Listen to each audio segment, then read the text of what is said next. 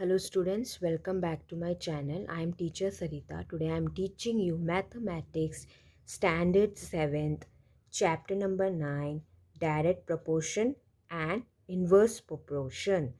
In my earlier video I taught you about the direct proportion and I given you the examples notes also.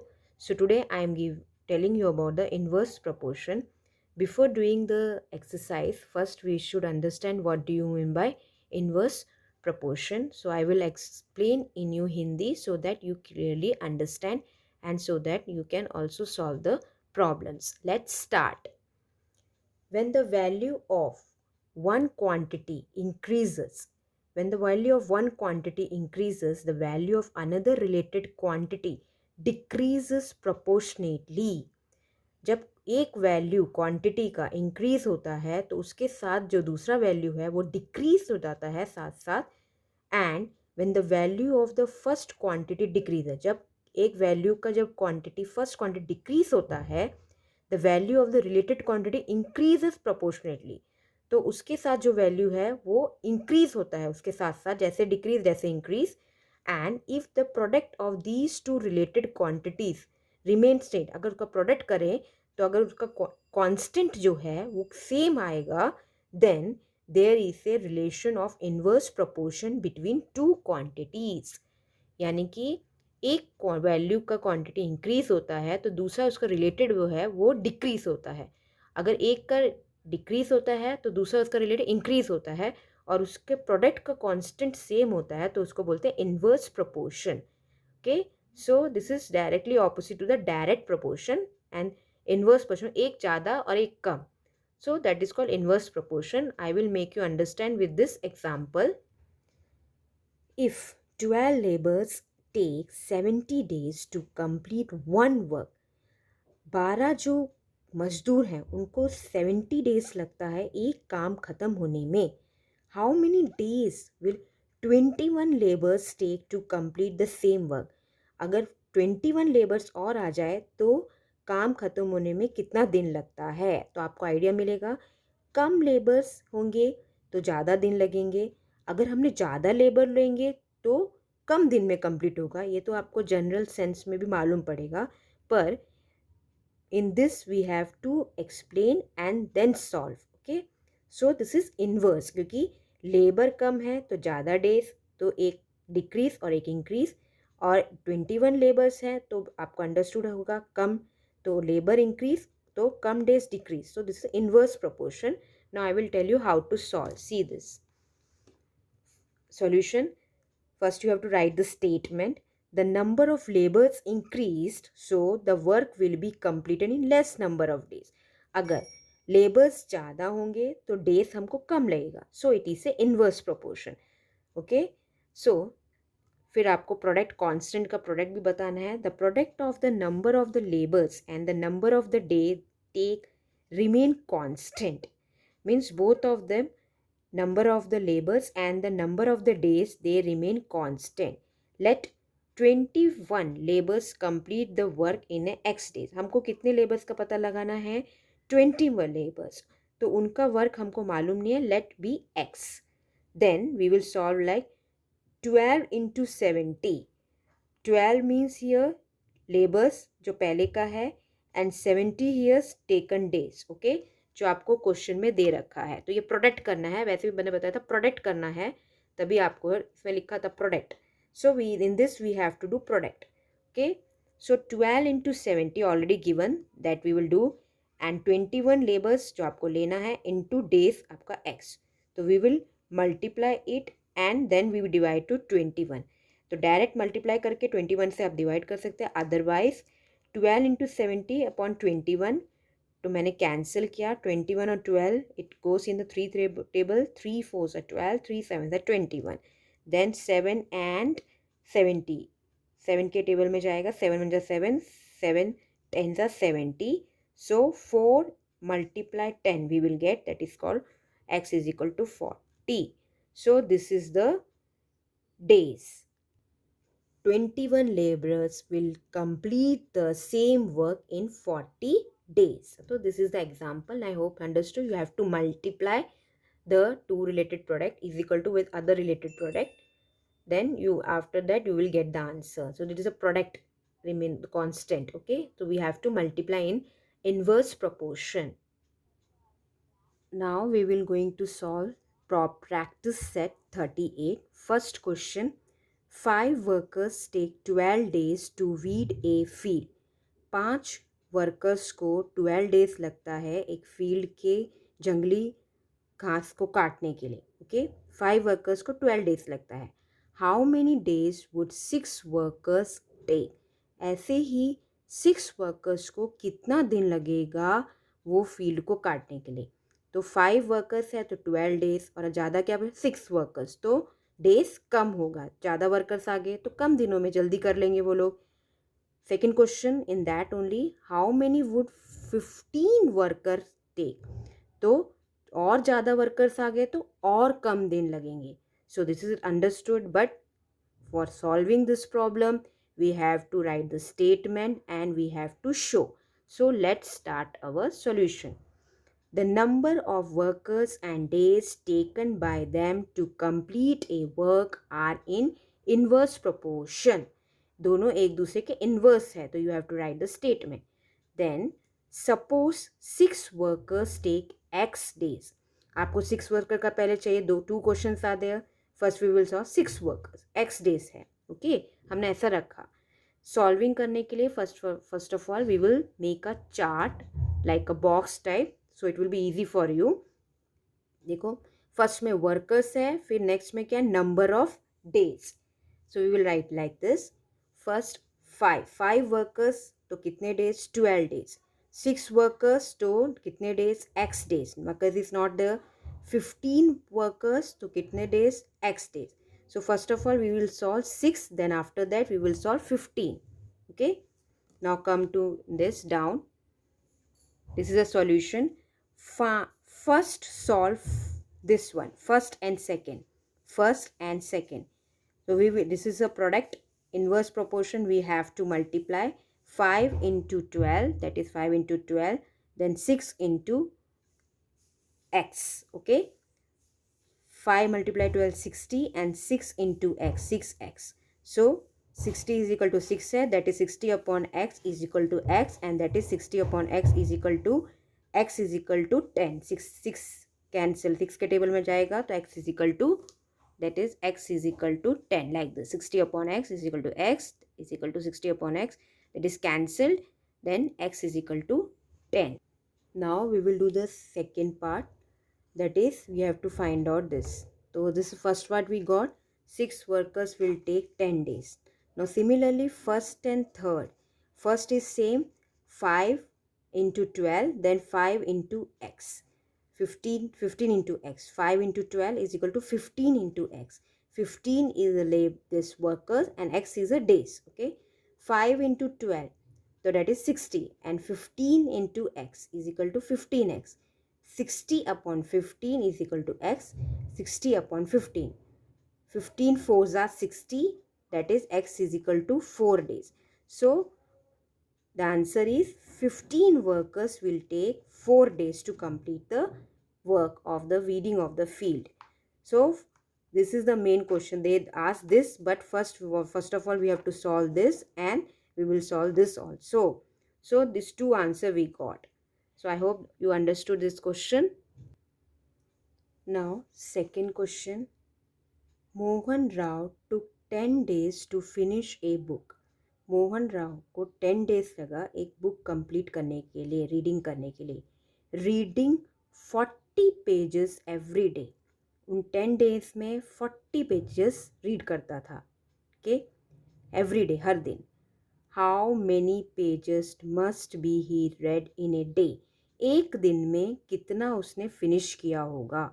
उसके बाद to finish it in a 8 day, और 8 day में कितना उसने read किया होगा, और 8 दिन में कितना किया होगा. 8 डेज के अंदर हाउ मेनी पेजेस, एक दिन का कैलकुलेट करना है उस 8 डे में कि उसने वो पेजेस कितना कंप्लीट किया हुआ. So let the solution starts. How to solve it. First write the statement. Pages read per day and the numbers of days to complete the reading in a book are inverse proportion. Okay, ज़्यादा days होंगे यानी कि आपने ज़्यादा days लिया पढ़ने के लिए पेजेस के लिए तो कितना होगा 50। अगर पेजेस ज़्यादा है तो आपको रीडिंग कैसे कितना कंप्लीट करोगे। सो आपका इन्वर्स है। ओके, पेजेस एक दिन में कितना पेजेस 10 दिन में आपको कंप्लीट करना है तो आपको पेजेस उतना ही ज़्यादा जल्दी कंप्लीट करना है तो उतना ज़्यादा पेजेस पढ़ना पड़ेगा। ओके, सो ये है तो इन्वर्स है, एक ज़्यादा और एक कम हो रहा है। Let the number of pages read to be x, x रख लिया हमने। To complete the reading in 8 days, 8 days में, तो 8 डेज में आपको पेजेस कितना कंप्लीट कर सकते हो। 10 डेज में उसने 40 पेजेस किया तो 8 डेज में तो कम डेज में उसको क्या होगा, ज़्यादा पेजेस रीड करना पड़ेगा। ओके, तो ये इन्वर्स है। सो आपने ऐसा रखा पेजेस रीड पर डे, एक दिन में कितना, and number of days to complete. Okay, 40 pages per day read करता था वो, 40 पेजेस। और डेज कितना, 10 डेज में एक एक दिन में 40 पेजेस। ओके, फिर पेजेस पर डे वो आपको मालूम नहीं है कितना डेज के लिए, पर आपको मालूम है कि वो कितना डे, 8 डेज में, तो पेजेस मालूम नहीं कितना वो एक दिन में पढ़ता होगा, उसके लिए एक्स रखा। और कितना है 8 डेज, तो 10 डेज उसने लिया बुक पढ़ने के लिए, एक दिन में वो 40 करता था। ऐसी 8 डेज ले रहा है और उसको कितना पेजेस लगेगा कंप्लीट करने के, वही सेम बुक को, सेम बुक ही है। ठीक है, तो ज़्यादा डेज था तो कम लगेगा उसको, और कम डेज है तो ज़्यादा पेजेस उसको पढ़ने पड़ेंगे, नहीं तो बुक ख़त्म नहीं होगा। So this is the inverse. Okay, now 40 × 10 is equal to x into a. जो आपने प्रोडक्ट है इनवर्स में हमेशा मल्टीप्लाई होता है। 40 × 10 400 इज इक्वल टू एक्स है 8x, x is kept here 400 upon 8, you have to divide. 8 के टेबल में 50 से जाता है, यानी 8 1 8 50, तो आपका x इज इक्वल टू 50। इतना पेजेस डेली उसको पढ़ना पड़ेगा अगर 8 दिन में उसको बुक कंप्लीट करना है। Answer 50 pages should be read to complete the reading a book, एक दिन में। ओके, 50 पेजेस कितने, 1 डे में, और 8 दिन में उसको कंप्लीट करना है। So this is the inverse proportion and this is the answer. Third question, Mary cycles at 6 kilometre per hour, how long will she take to reach her aunt's house which is 12 kilometre away. उस Mary cycle चलाती है, उसको पहुंचना अपने aunty के घर में जो 12 किलोमीटर दूर है, और 1 घंटे में 6 किलोमीटर कवर करती है। तो 12 किलोमीटर कवर करने के लिए उसको कितना घंटा लगेगा, कितने घंटे में वो पहुंचेगी। If she cycles at a speed of 4 kilometre per hour, 6 था अभी उसने धीरे कर दिया, 4 किलोमीटर, 1 घंटे में 4 किलोमीटर ही वो कर रही है, तो वो 12 किलोमीटर कैसे करेगी अपनी आंटी को तक पहुंचने के लिए, तो कितना आवर्स लगेगा 4 किलोमीटर पर आवर उसमें। ठीक है, we will solve this.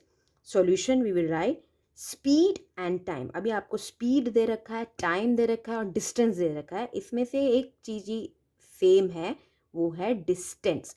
Speed और टाइम चेंज हो रहा है। Speed and time taken to cover a certain distance are inverse. Okay, speed अगर आपने ज़्यादा रखा तो आप जल्दी पहुंच जाओगे, स्पीड आपने कम रखा तो आप लेट पहुंचोगे, तो ये इन्वर्स है। Okay, so she takes x hours to cover 12 kilometre at the speed of 6 kilometre per our. Time यहाँ पे दोनों में नहीं दे रखा, तो 6 किलोमीटर पर आवर स्पीड दे रखा है, तो उसको हम लोग टाइम मानेंगे x, और डिस्टेंस यहाँ पे 12 है। And y hour to cover the same distance at 4 kilometre per hour, और y मान लेंगे आवर को, और डिस्टेंस कितना है वही है, और स्पीड क्या है 4 किलोमीटर पर आवर है, चेंज हो गया। ओके, तो x एंड y हमने टाइमिंग रखा according to the speed, and distance is same. Now we will make this chart table type, speed, time, distance। 6 kilometre per hour speed है, time हमने x लिया है क्योंकि टाइम दे ही नहीं रखा, x, डिस्टेंस सेम है 12। 4 किलोमीटर पर आवर है, time हमने y लिया है और डिस्टेंस हमारा 12 है। Okay, be speed into time, multiply करना है आपको पता ही है इन्वर्स में, speed into time is equal to distance. Distance means constant, inverse proportion और प्रोपोर्शन कांस्टेंट होता है, इधर डिस्टेंस इज कांस्टेंट सेम है तो ये कांस्टेंट है. स्पीड और टाइम चेंजेस हो रहा है. First one 6 kilometre per hour speed था, टाइम कितना x लिया हमने, distance 12 kilometre. 6 into x is equal to 12, x is equal to 12 upon 6. 6 के टेबल में गया 12, 2, 6 2 12, 2 is the answer. So 2 hours took at the speed of 6 kilometre per our. तो 6 kilometre per our उसने लिया, ज़्यादा 6 किलोमीटर में लिया तो 2 घंटे में वो 12 किलोमीटर का डिस्टेंस पार करके अपने आंटी के घर पे she will reach. Now the second 4 kilometre per our अगर उसने स्पीड कम रखा इंटू वाई जो हमने टाइम लिया है is equal to 12, distance is constant same distance, 4y is equal to 12k, y is equal to 12 upon 4. ठीक है, 12 upon 4 हुआ, 4 के टेबल में कब गया 3 से, 4 12, तो 12. So Mary takes 3 hours at the speed of 4 kilometre per hour. 1 घंटा उसको और ज़्यादा लगेगा अगर उसने स्पीड रखा 4 किलोमीटर पर आवर अपने आंटी के घर पहुंचने के लिए जो 12 किलोमीटर डिस्टेंस में है. तो आपने देखा स्पीड और टाइम, स्पीड ज़्यादा रखोगे तो आप जल्दी पहुंच जाओगे सेम डिस्टेंस में, स्पीड अगर आपने कम रखा सेम डिस्टेंस में टाइम तो आपको ज़्यादा टाइम लगेगा. सो this is inverse proportion. Now fourth question, the stock of grain in a government warehouse lasts 30 days for 4,000 people. Government का स्टोर हाउस है, ग्रेन जहाँ पे रखते हैं वहाँ पे 4,000 पीपल को देने के लिए है, तो वो 30 डेज़ के अंदर तक ख़त्म हो जाएगा 4,000 पीपल को वो ग्रेन डिस्ट्रीब्यूट किया तो. Next part is that how many days will it last for 6,000 people. अगर 6,000 पीपल को ग्रेन देना है तो कितना डेज और उसमें चाहिए वेयर हाउस के अंदर.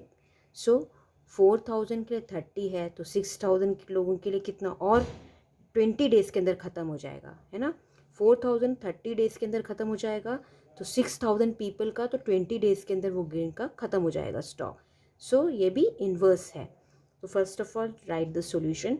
Number of people and the number of days that the stock of grain lasts are in inverse proportion. So suppose the stock of grain last for x days. अगर x days रखा हमने क्योंकि 6,000 का निकालना है किसके लिए, 6,000 people के लिए. Okay, so x days. Now we will make that table, number of persons and number of days. 4,000 people है तो 30 डेज के अंदर इट विल बी फिनिश. 6,000 है तो x days. Okay, now we will multiply 4,000 into 30 is equal to 6,000 into x. 12,000. Okay, 12,000 it will come. 12 into 1,000 means 4,000 into 30 में 12 मतलब 1,20,000. It will 1s 10s 100,000 10 और lakh 1,20,000. Okay, so for 4,000 into 30 means 1,000 and tens we are multiplying, so we will get 1,20,000.